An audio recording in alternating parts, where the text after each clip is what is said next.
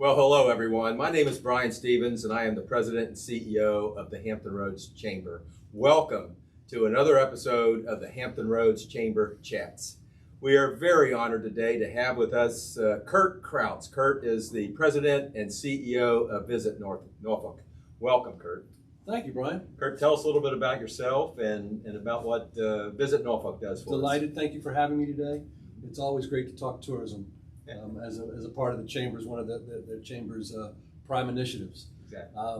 So as President CEO, a little bit about me. I came to Norfolk 7.5 years ago to open the Main. Hotel business most of my life with a couple of stray jobs, helping to create TSA and then running Virginia Tech's campus for a few years, but then back into hospitality and tourism. I actually always in hospitality. Because those were the functions that the university and TSA wanted to incorporate into their business plan. So I came here, worked for Bruce Thompson at Goldkey PHR, and I would not be in this job today if it were not for that experience.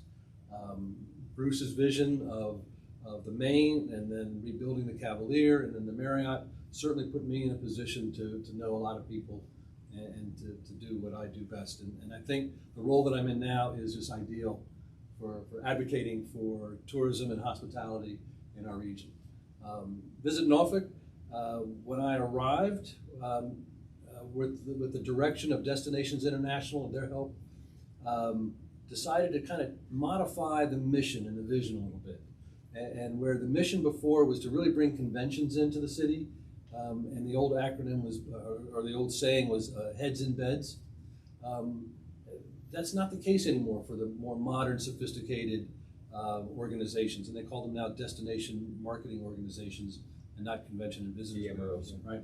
And so our mission is really to elevate Norfolk as the best city to live, work, and play, and meet, and study. Campus 757 is a good example of the study piece that we are involved in. The vision is to move Norfolk to a destination that isn't just nice to see, but a necessity destination. Yeah. And I think in the 2 years, we've had some great success, even with the pandemic.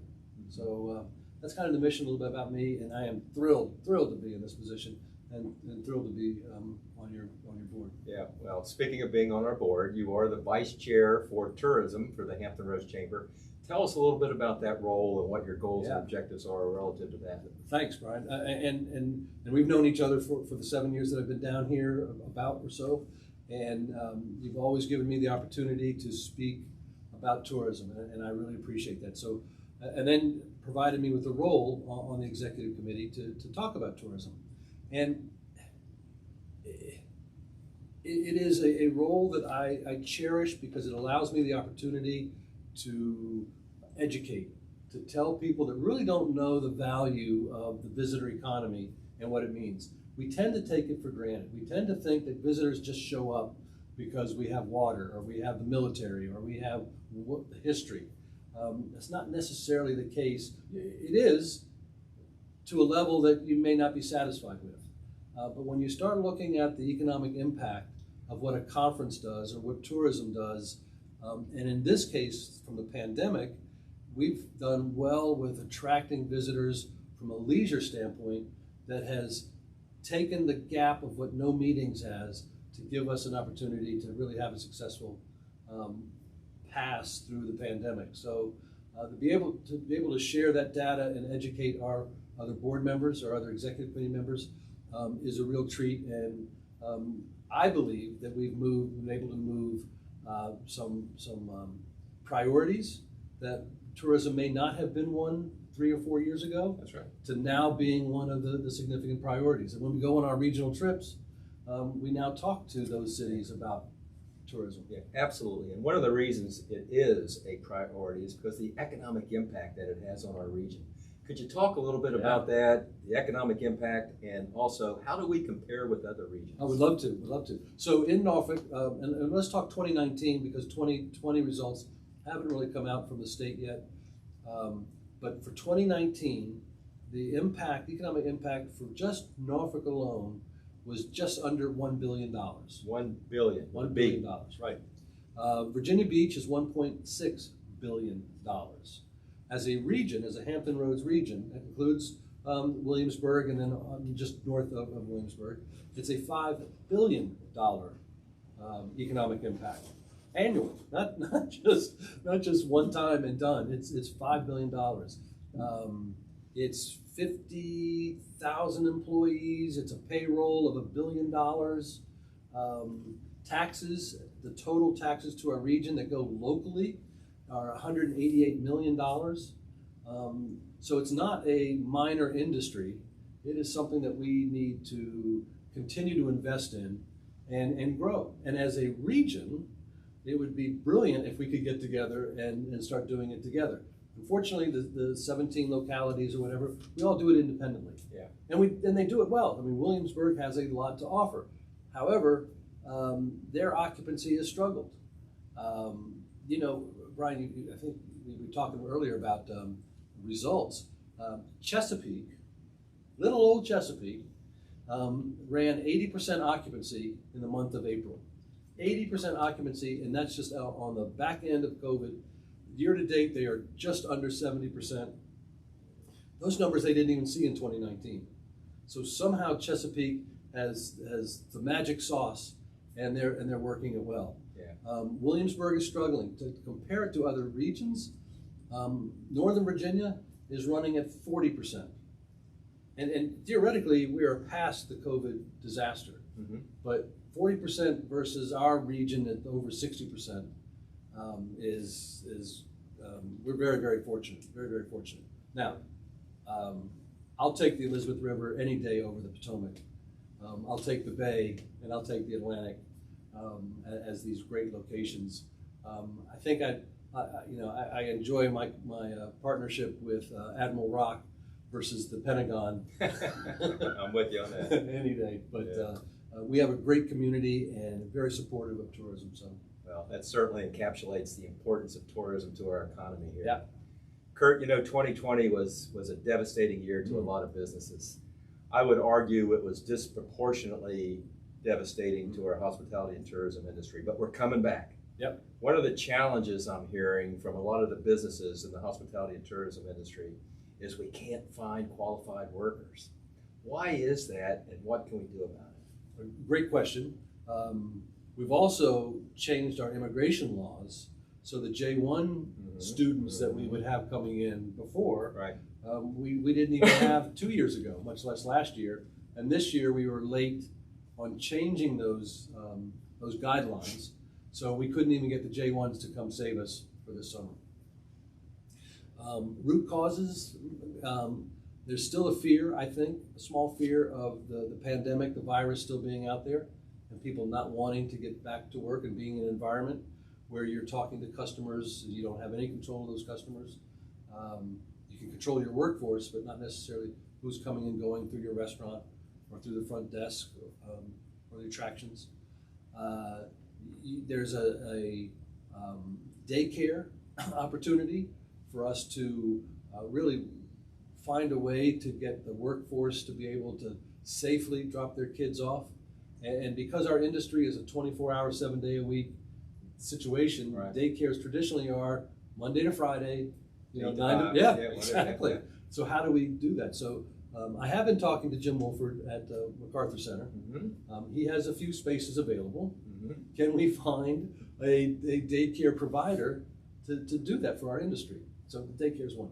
The third piece, and it's no surprise, is that extra unemployment check, that $300. Enhanced unemployment is keeping people on the couch, I believe. Because when you add that $300 to the $378, $678 a week equates to $16.95 an hour. That's with insurance, and that's no taxes taken out. I don't know about you, but there are not many people in most businesses making $21 an hour on your general workforce. So that encourages, I believe, our general managers to think differently about how they pay their workforce. One, it isn't necessarily changing the minimum wage as much as it is, do I do piecework? Do I clean a room for X number of dollars? And if I clean it to the standard, do I get whatever the case may be. More incentive. But I think we need to think about changing that. I do think that that we need to get away from the job fair traditions of recruiting. Yeah. And I think it needs to be all social, digital, and how do we get you on their phone.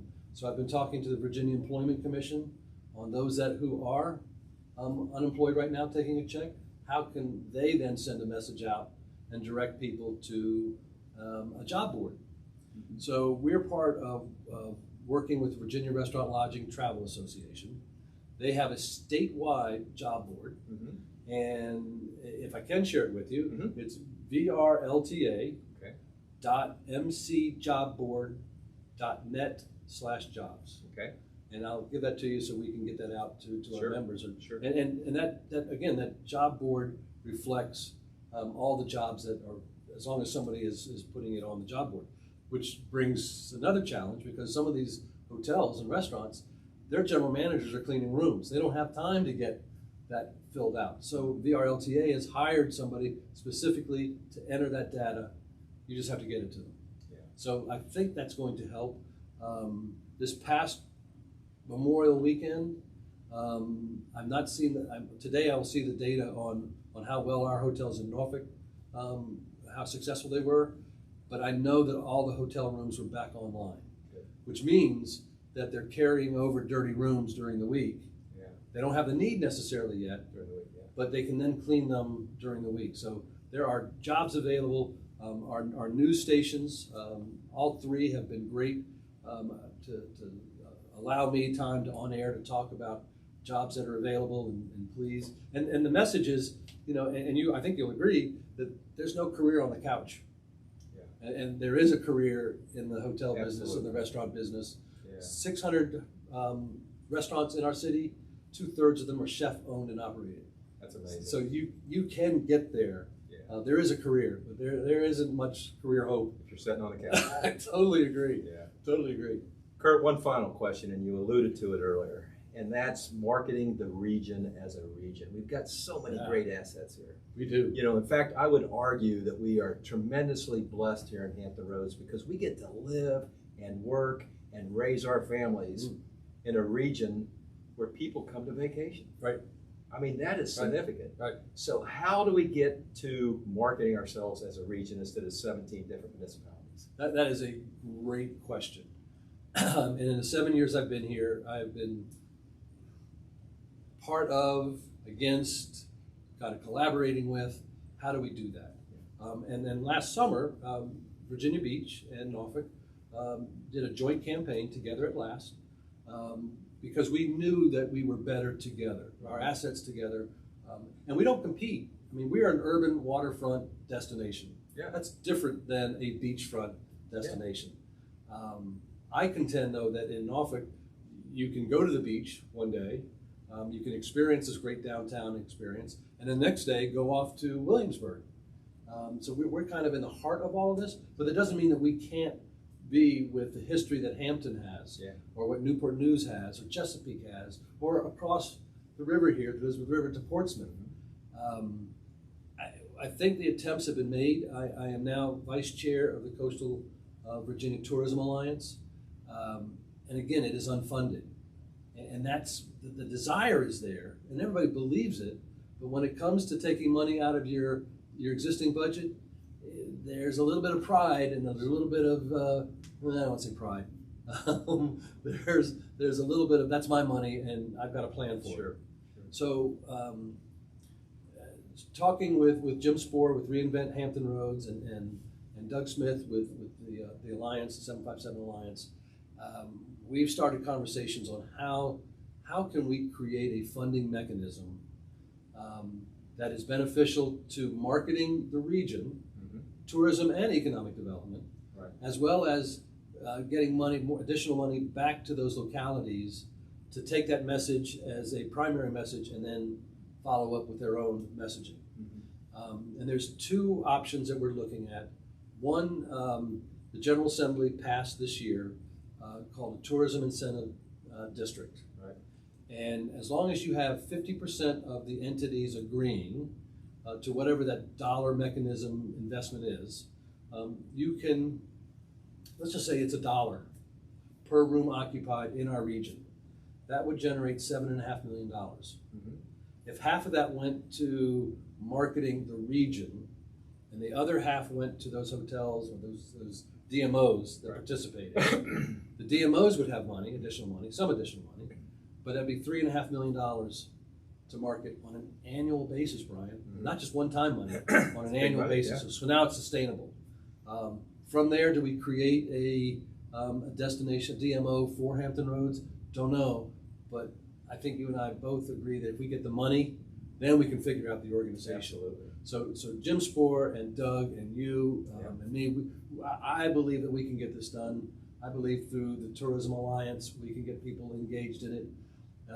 It's either going through city councils. Now, when you go through city councils, now they have their hand in the till.